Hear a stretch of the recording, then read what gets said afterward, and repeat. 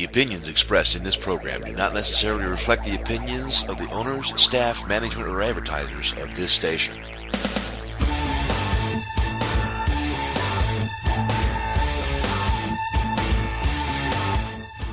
Hello, and welcome to the Oathkeeper Show, a collection of rants, raves, personal observations, and insights on current events, social issues, and things that just don't pass the common sense test. I am the Oathkeeper, and here's today's topic. So, for those of you that do catch my article in the Polygraph, you know that a couple of weeks ago I posted an article about silence, how silence can speak volumes of what's going on in the world, and it was a pretty good article. If you haven't read it, please pick up a copy of that edition. If you would like to get a copy via email, you can always email Stephanie at penforjustice@gmail.com. She will put you on the mailing list. She will send you a copy of it, so I recommend it.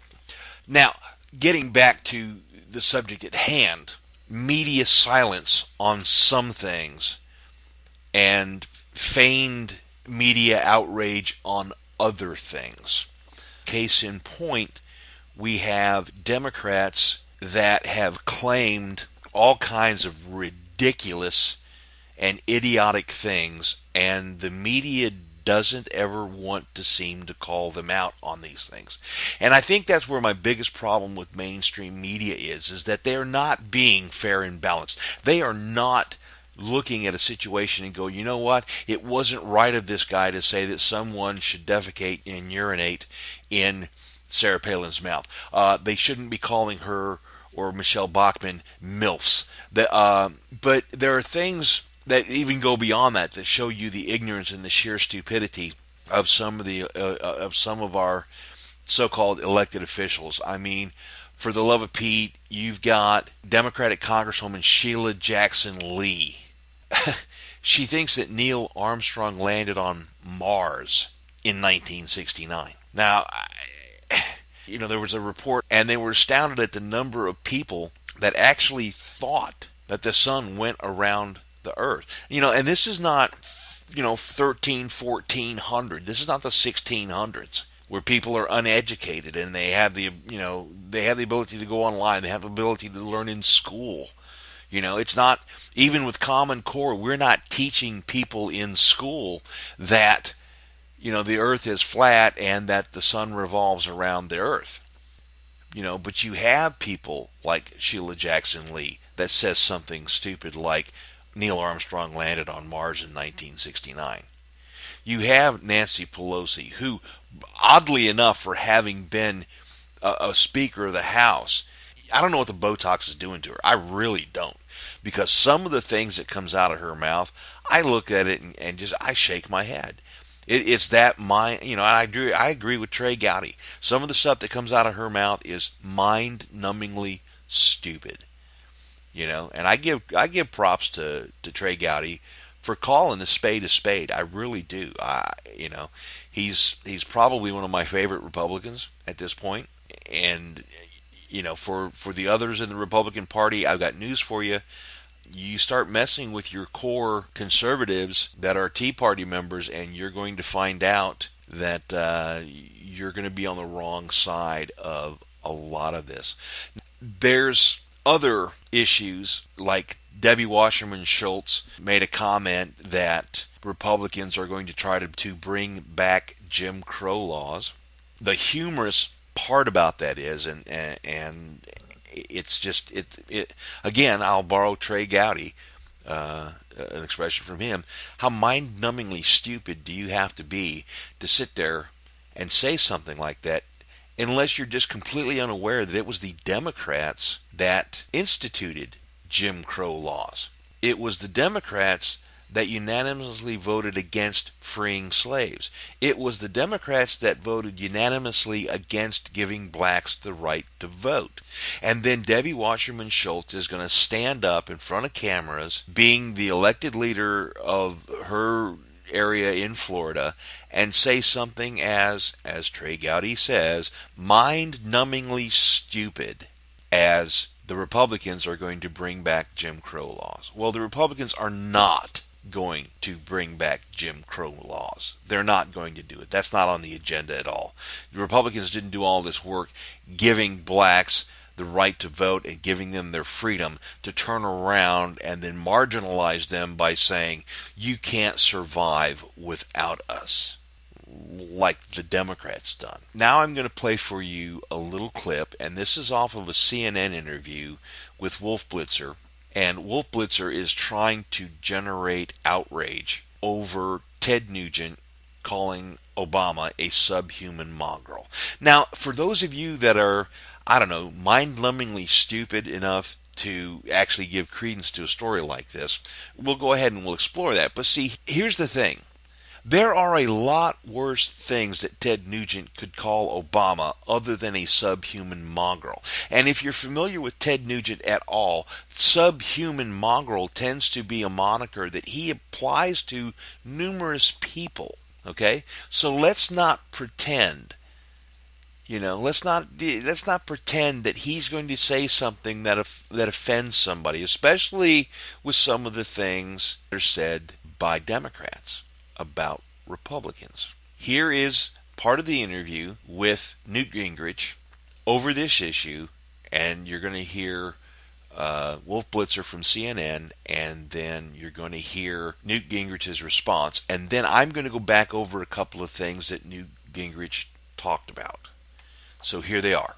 Let's talk about Ted Nugent. The outrage isn't so much from my perspective. Ted Nugent says a lot of crazy, vile slurs over the years. The outrage really is that the Republican candidate for governor of Texas, Greg Abbott, is willing to embrace him, invite him to go out on the campaign trail after he calls the president of the United States a subhuman mongrel.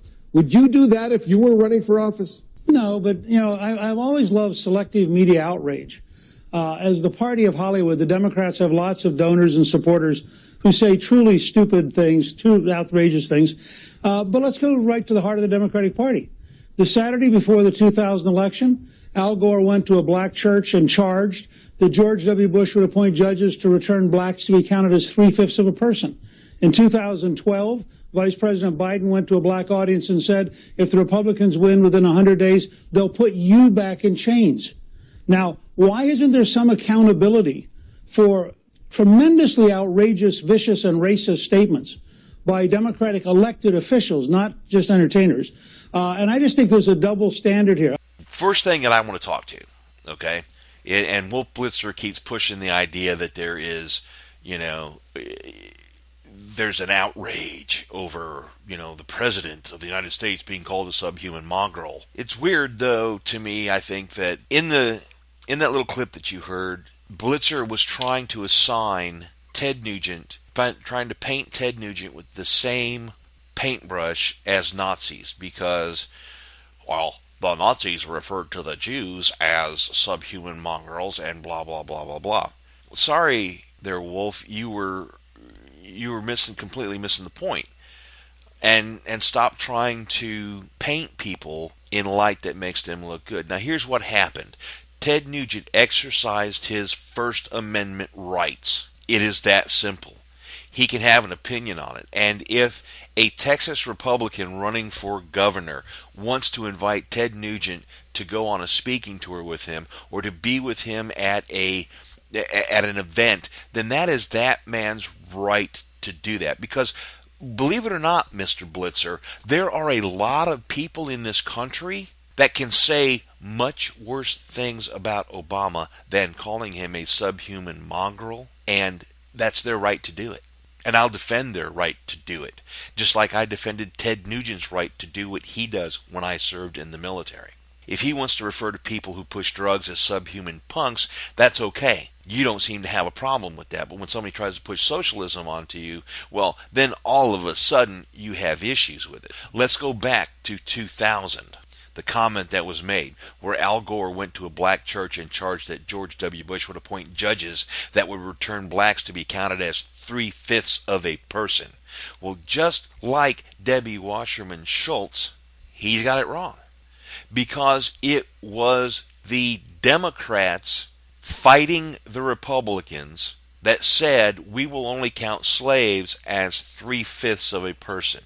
Because landowners said, well, the votes are done by population, and you're counting us, but you're not counting our slaves.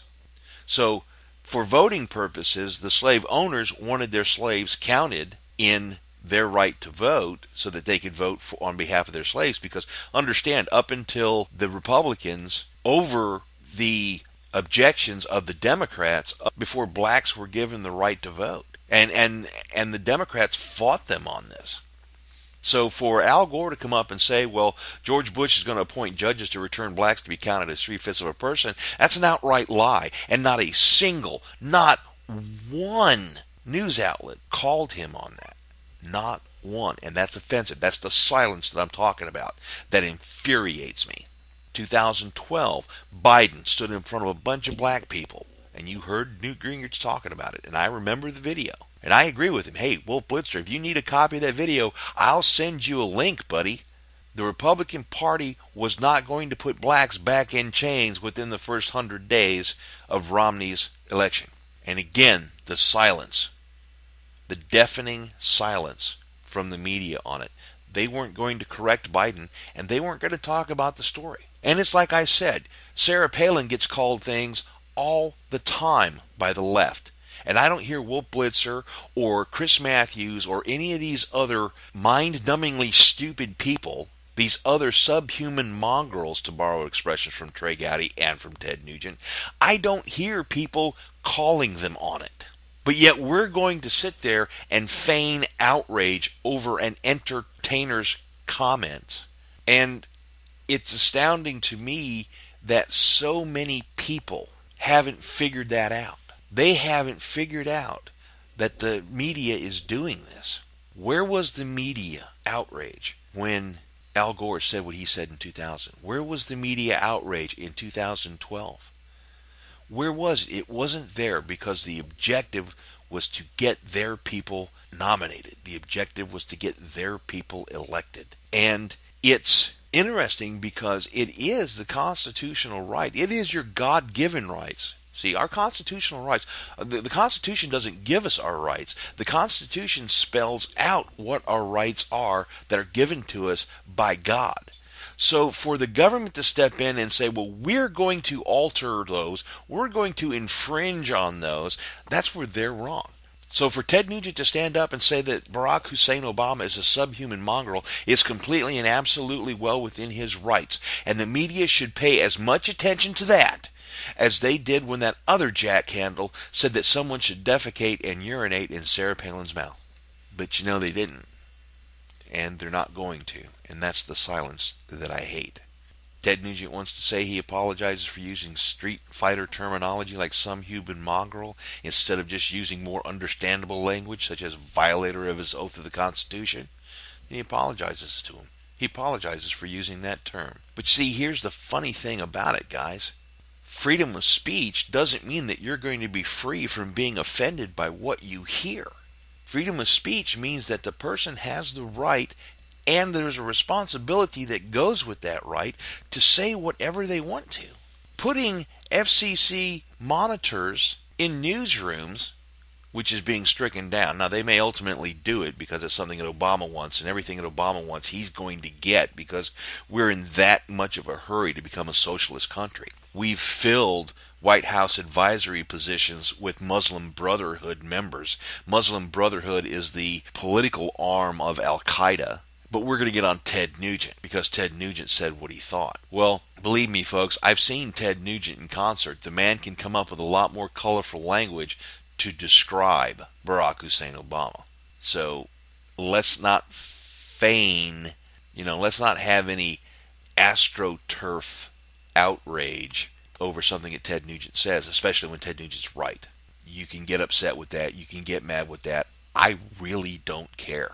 To cause people to be killed, to go party later on and not miss a beat, to take $100 million vacation, to take 23 vacations, over the period of 5 years, and then have the audacity to talk about economic equality, No, I'm sorry. And I'm not going to stand by blithely and blindly and meekly and wait for the socialists to take over. And I think that we shouldn't do that as a nation, and we shouldn't do that as a political party. And it doesn't really matter whether you call yourself a Democrat or you call yourself a Republican or you call yourself a Tea Party member or an independent or a libertarian or whatever other label you wish to put on yourself. I think that it's time that we as Americans, whether it's at the local level with our city councilmen or our county rep, or at the state level with our state rep, or it's at the national level with our national elected leaders, we need to take ownership of our government.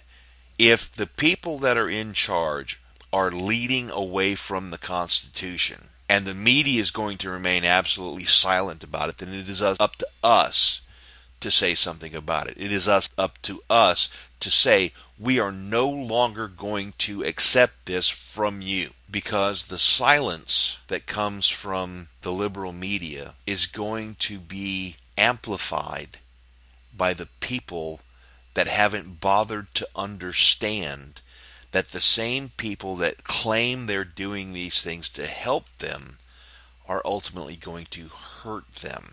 If Wolf Blitzer wants to compare what Ted Nugent did with what the Nazis did, let's make a comparison of what Barack Obama and his minions are doing to the American people that is hand in hand, step by step, what Hitler did.